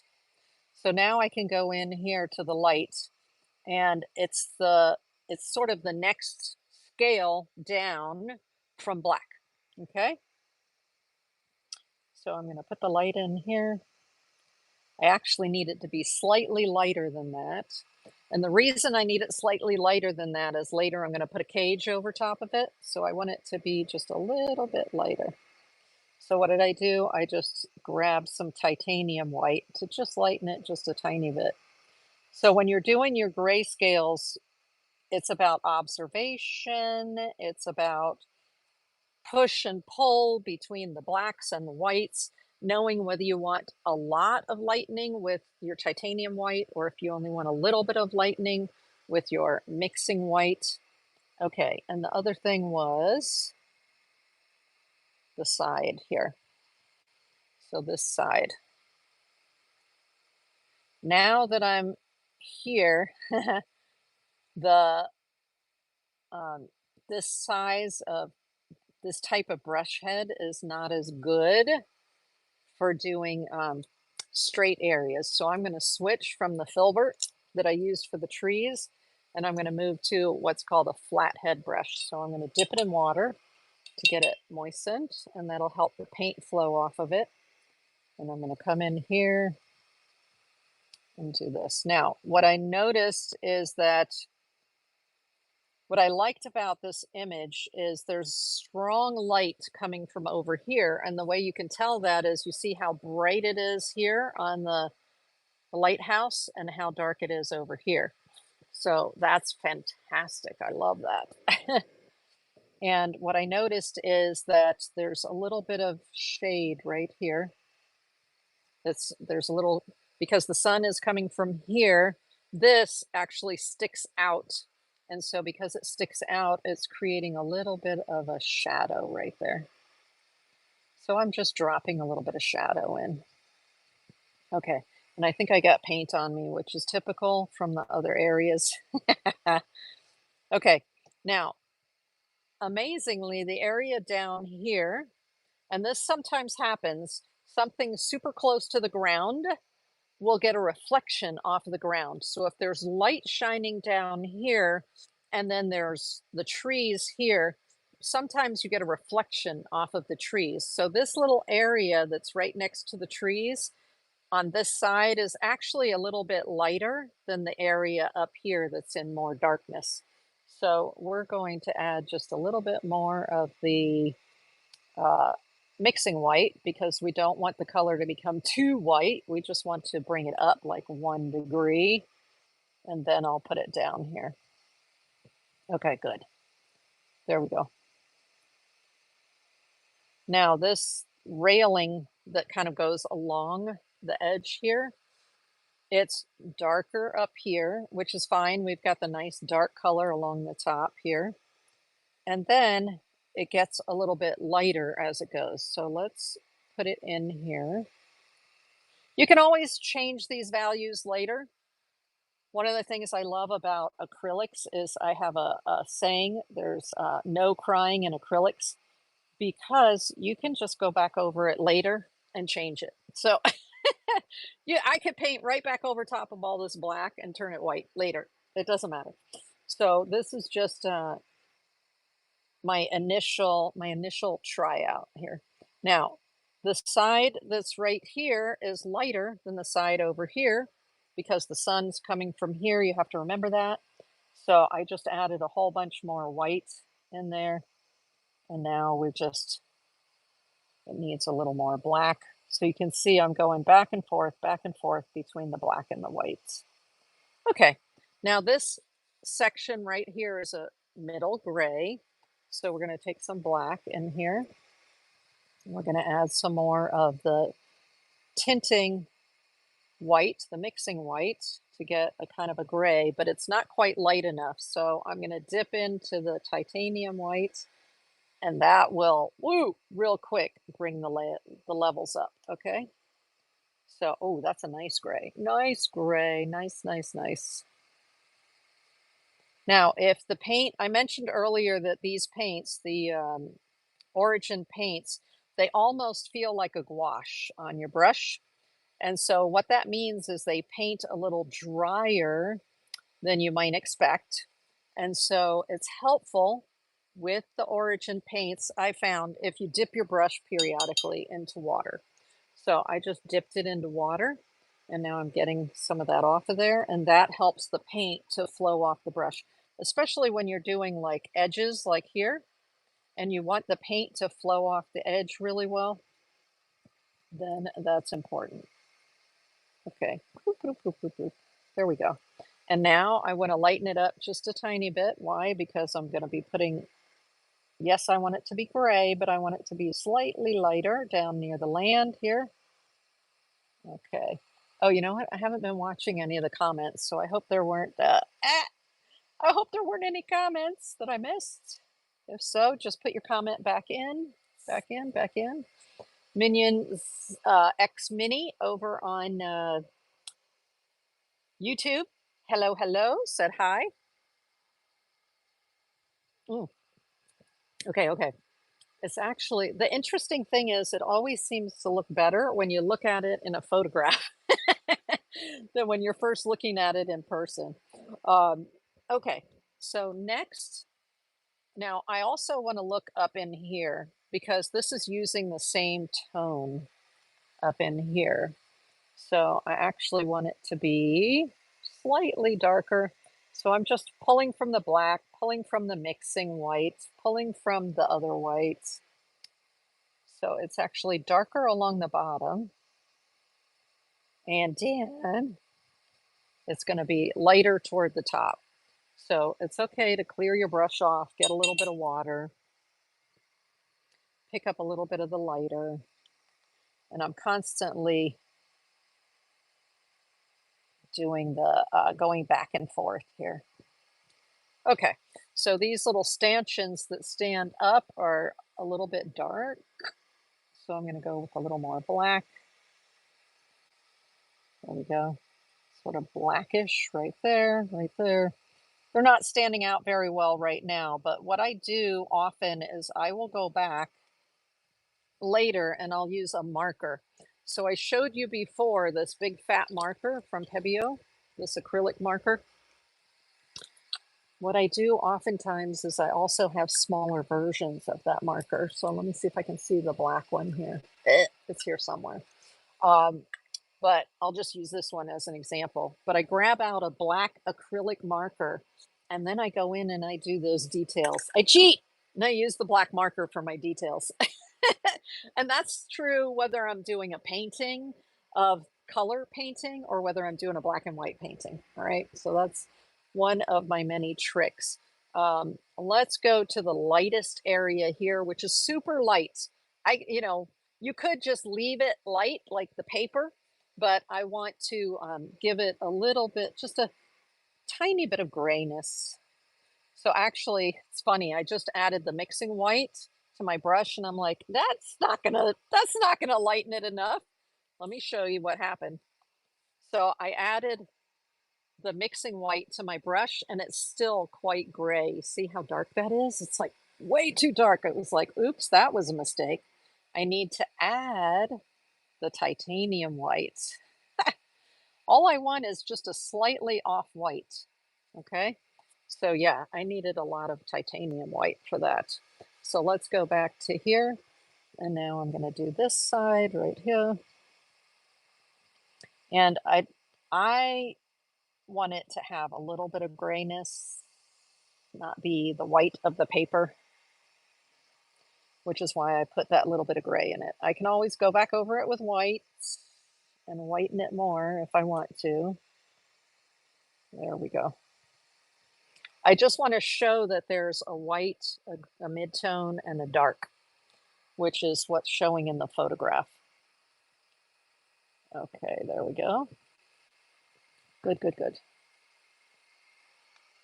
And I actually want that. There's a little bit of black up here, so let's jump back into the dark color, right? Because that's part of the shadow that's there. There we go.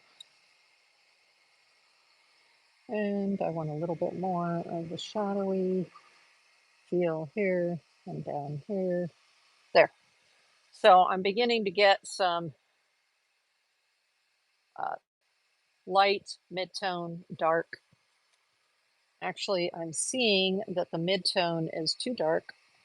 So I'm just going to grab a little bit of the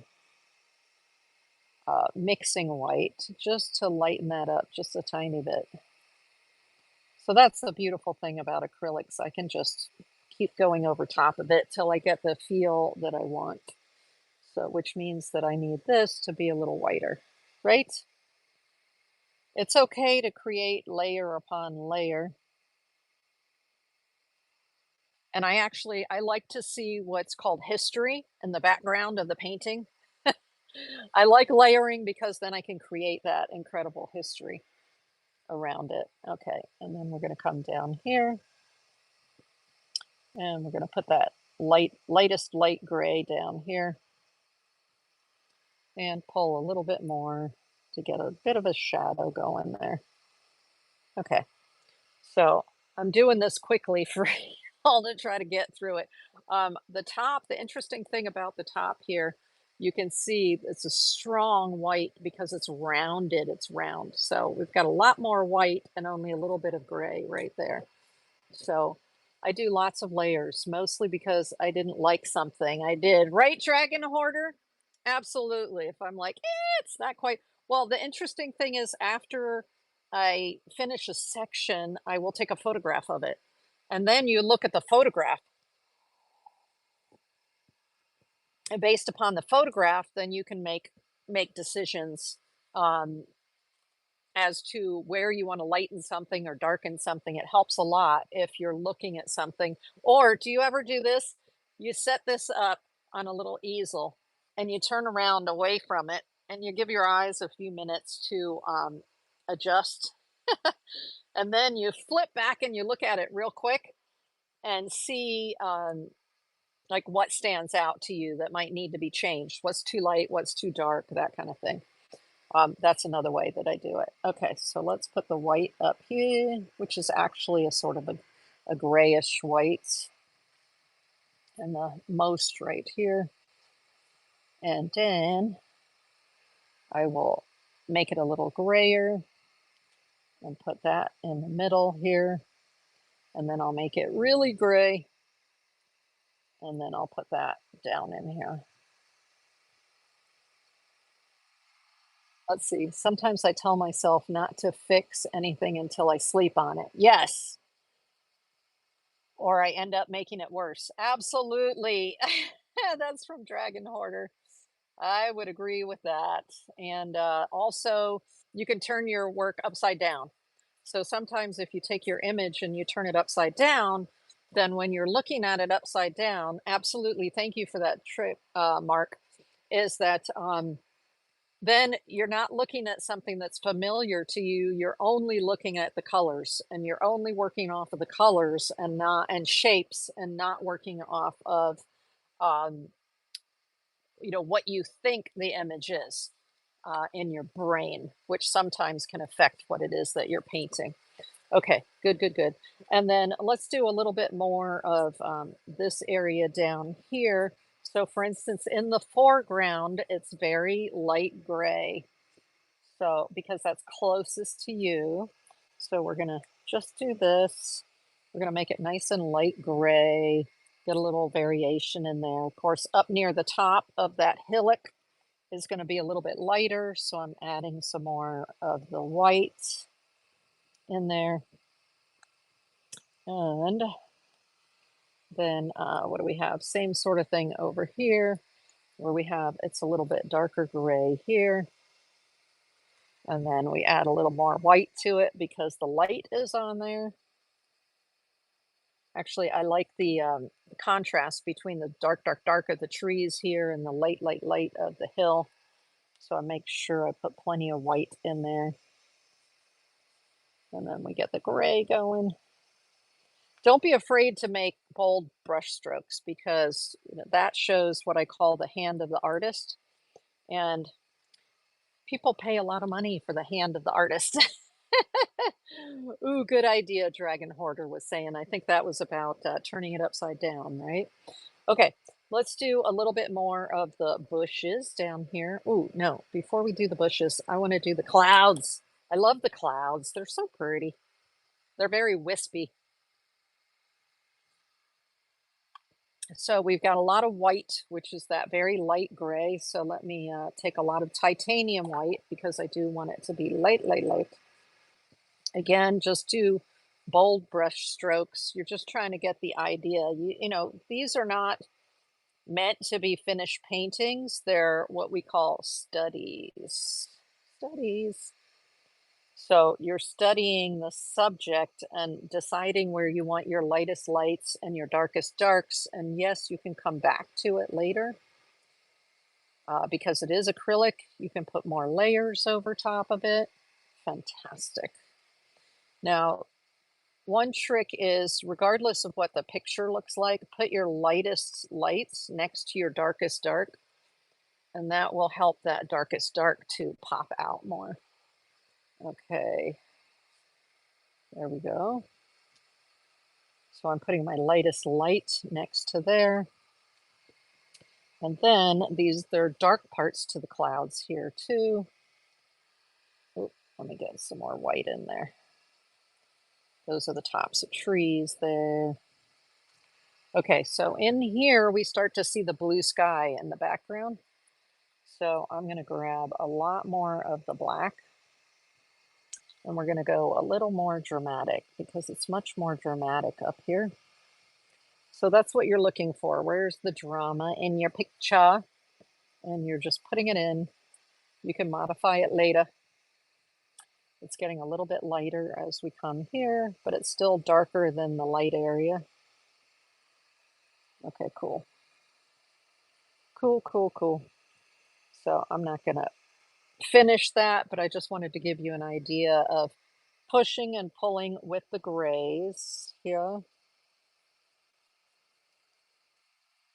I actually like paintings that I time myself and I do them very quickly with fast brush strokes like this because I find you do less thinking that way and more discovering when you time yourself and you just do it fast.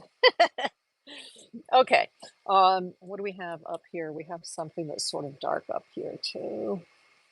So we're bringing the darkness and the drama. Come on, drama. Come on, drama. Okay, there we go. Now, down in this area, oh, you know what?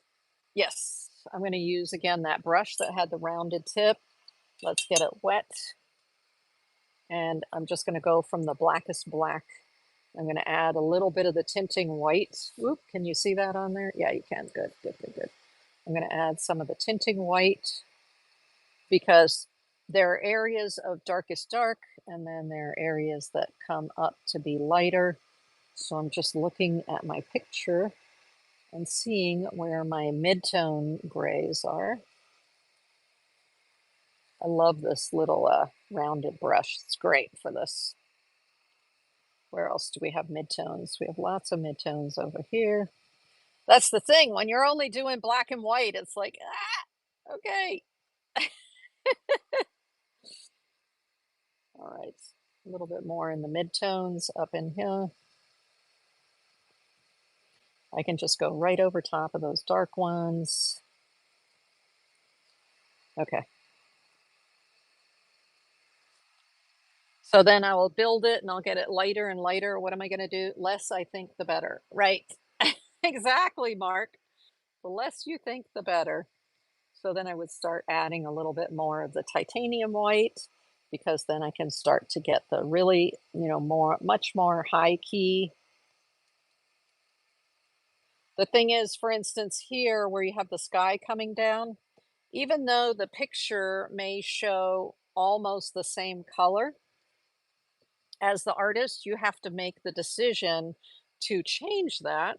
So in the photograph, I'm noticing that the color of the sky here and the color of the trees here are almost the same.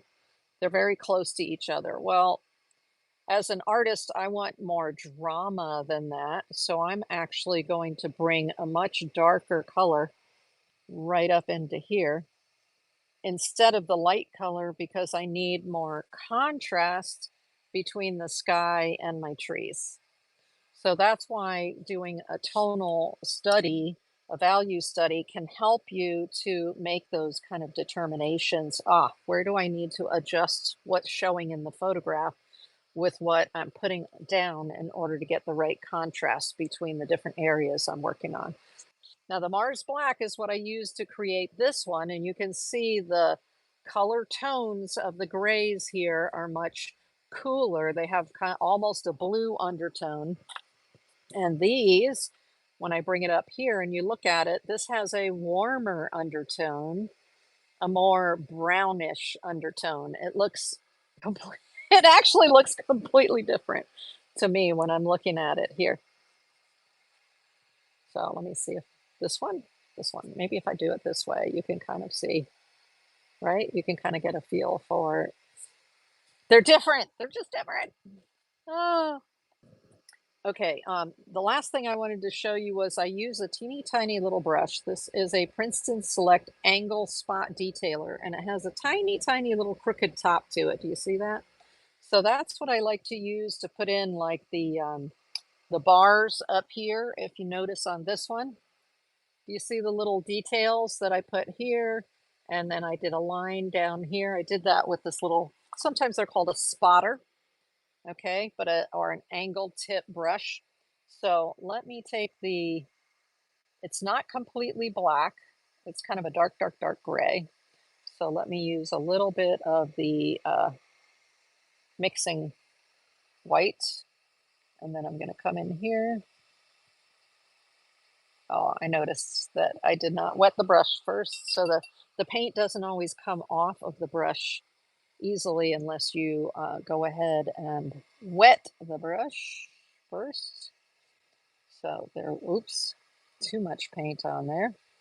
I don't want to create glops, but I do want sort of a bit of a line. Okay, there we go. Let's do another one here. This is how I go back in and I create this cage. Now, I did say that sometimes I'll use the marker. So the acrylic marker, if I want, if it's to do it more easily to create the lines, but I can also do it like this with the spotter brush or the angled tip brush like that. And then this one right here on the back side is the darkest, right? Oh, see, the brush is dry again, so I need to get it wet and then pick up the paint. And then, oh, too much paint. That's the thing when you're working with detail brushes.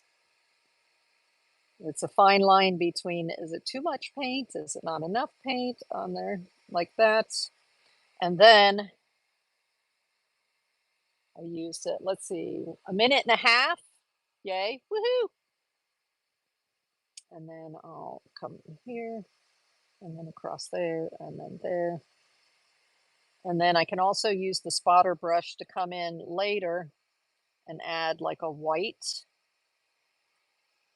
white dot onto the bars of that cage, because especially on this side, there's light hitting the cage, so there would actually be white marks on there. So we'll do the cage here, and we'll do the cage here. So there's not a lot of difference here between the light inside and the blackness of the cage, and that's where using a marker, like for instance, here is a teeny tiny marker. They're called a 1.7 or a 0.7. So this 0.7, oops, that's not white. This is the white. So this is an acrylic marker with a teeny tiny little tip to it. So that's the kind of thing that I would go back in and add those little white details with. Another one that I use on that will work on top of dry acrylic, don't use it on wet acrylic, but is the Signo Uniball. So it's actually a pen that puts out white paint. There you go. And so you can use that to go in and put in little white details as well. That's a good one. Uh, the Stabilo All Pencil, I love these because they work on all different kind of surfaces. And so in particular, but they're also aquarellable. So if you lay down some of it and then you put acrylic paint over top of it, it will just make it reactivate it like it was watercolor. But if you're using it on the top as your final accents, you can find that you can often put it on and it'll create just like that, just created a little gray accent on there. You may or may not even be able to see it, but it's like right in there. When you're standing in front of it looking at it, you can see it. But these are good for drawing on top. if you wanted to draw on top of the dry acrylics. The nice thing about the pencils is, as opposed to a pen, is if you get acrylic paint on the end, you just sharpen the acrylic paint right off and keep going. So that's the lovely thing about using something like a Stabilo all pencil for that. All right. So that is the end of this part of the show.